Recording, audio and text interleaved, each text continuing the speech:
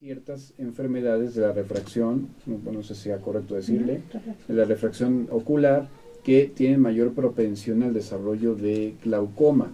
Y bueno, pues son especialmente los que deben de tener cuidado. Y entonces, a este respecto, me gustaría también que la doctora nos diera sus consejos. Entonces, ¿qué hay sobre esto? Bueno, hablando de la refracción, para que las personas lo puedan entender un poco mejor, existen diferentes tipos de problemas refractivos: miopía, hipermetropía y astigmatismo. Entonces, para entenderlo a grosso modo, la miopía es un ojo largo, es un ojo más grande en su eje anteroposterior. La hipermetropía es un ojo corto, también disminuido en eje anteroposterior, y el astigmatismo es una alteración a nivel de la córnea o del cristalino que produce una irregularidad en esta misma y con la consecuente distorsión de la imagen, que obviamente hay combinados: miopía con astigmatismo, hipermetropía con astigmatismo también. Pero bueno, hablando de glaucoma, los pacientes que tienen más riesgo de tener glaucoma son los pacientes hipermétrope. ¿Y esto por qué? Porque al tener un ojo más pequeño, no solo es el ojo, son todas las estructuras que pueden estar más pequeñas, incluyendo el ángulo iridocorneal, y esa es la base o el principio fisiopatológico por el cual se genera el glaucoma. Es un glaucoma generalmente de ángulo cerrado. Entonces, en toda revisión o exploración oftalmológica de un paciente hipermétrope joven, es muy importante revisar el ángulo.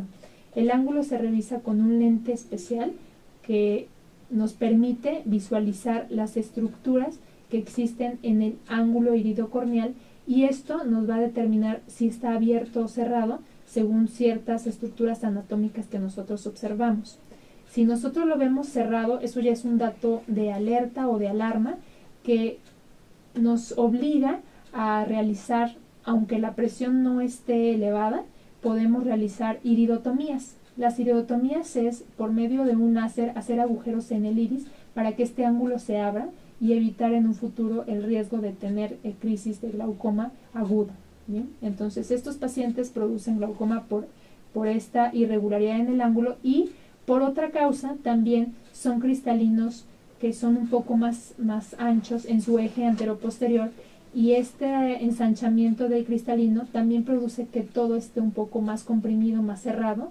Entonces, aunado a que el ángulo también está cerrado, nos va a producir que en la zona donde se filtre el humor acuoso, que es el canal de Schlemm, no sea de forma adecuada, sino que se obstruya, y al obstruirse acumula la presión intraocular, porque precisamente el humor acuoso no se está drenando de manera adecuada y nos produce este aumento con una consecuente pérdida del campo visual, glaucoma. Muy bien. Bueno, pues ya escucharon ustedes, es importante que especialmente este grupo de pacientes pues se haga esta revisión, al menos de forma regular, para evitar pues la incidencia de esta enfermedad que, pues ya escucharon también, puede ser devastadora para el ojo. Y a este respecto también me gustaría, o sería interesante, los casos de parásitos. Sé que hay algunos parásitos que pueden atorarse en el lugar de drenaje del ojo, que es otra situación, y no sé si secundaria algún golpe, algún traumatismo pueda llegar también a bloquearse el circuito de drenaje. ¿Qué tan frecuente es ver eso? Sobre todo, digo, a lo mejor es más en África o en Brasil, donde tienen filarias, ¿no? Pero ¿qué tan frecuente es eso? Bueno, hablando de los traumas producen hemorragias vítreas. Cuando son de forma muy importante, produce que haya sangrados dentro del ojo. Entonces, este sangrado... Perdón, ¿qué es el vítreo? Porque seguramente disculpe. El vítreo es una gelatina, es una sustancia gelatinosa que tenemos en el segmento posterior, que básicamente da la forma al ojo, la forma redonda, puesto que lo rellena en su totalidad junto con el humor acuoso. O sea que está atrás del cristalino y digamos que es lo que permite retina, que esté bombeadito. Exactamente. De la retina al cristalino ahí tenemos el humor vítreo, y adelante de la cápsula anterior al cristalino a la córnea el humor acuoso. Y dice que es como gelatinoso. Es gelatinoso. Que también sabe en sopa. No lo he probado, pero sí se me antoja.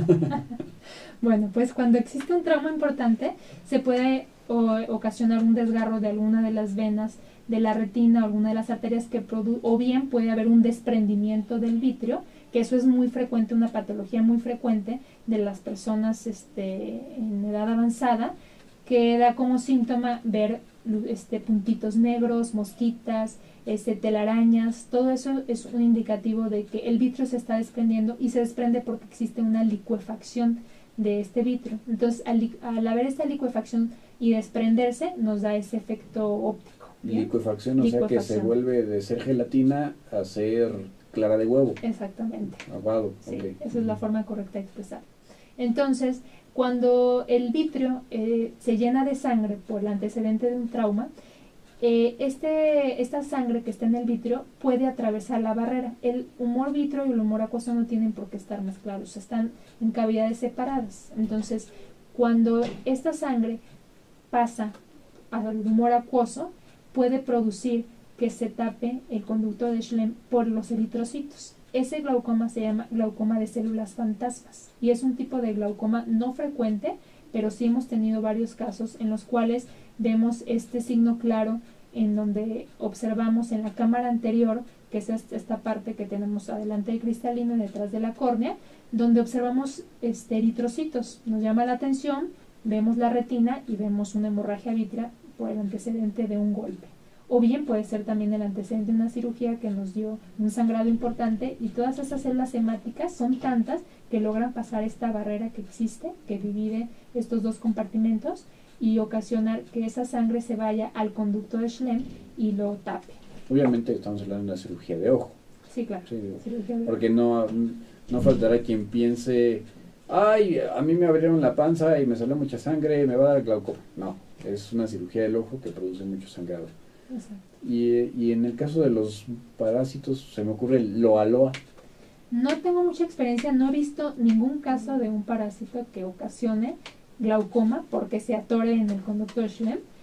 Sería interesante revisarlo o checar en la bibliografía para ver si hay varios casos reportados, pero no eximo de que pueda existir un caso en el que un parásito muy pequeño, porque sí tendría que ser muy pequeño para poder obstruir esa zona específicamente, que se vaya al conducto de Schlemm, ¿no? Entonces, sí podría ser una causa. Cualquier cosa, cualquier mecanismo que obstruya el conducto o el drenaje del humor acuoso va a producir aumento de la presión intraocular, no necesariamente glaucoma. ¿Por qué? Porque la presión intraocular se puede elevar por un cierto tiempo corto sin producir un daño en el nervio óptico. Cuando la presión intraocular se mantiene elevada meses, años, décadas, ahí es cuando ya produce glaucoma. Entonces tampoco relacionar con, se subió la presión intraocular 2-3 días, va a tener glaucoma, no, eso no es cierto. Ok, muy interesante. ¿Y hay alguna otra causa frecuente o algún otro que valdría la pena que supieran los radioescuchas? No sé si, digo, se me ocurre, es así, nunca lo he leído, pero ahorita que están muy de moda los productos para bajar de peso, ¿pueden tener alteraciones a ese nivel o no se ha descrito? No se ha descrito. Ok, perfecto. Y bueno, ¿qué les parece si nos vamos a un corte? Estamos platicando con la doctora Saraí Delgado sobre el glaucoma. Les recuerdo que este programa se repite el día de hoy a las 7 y el domingo a las 5 de la tarde. Cualquier comentario, por favor, en Facebook, Juan Carlos Aranda, reumatólogo. No se muevan, regresamos.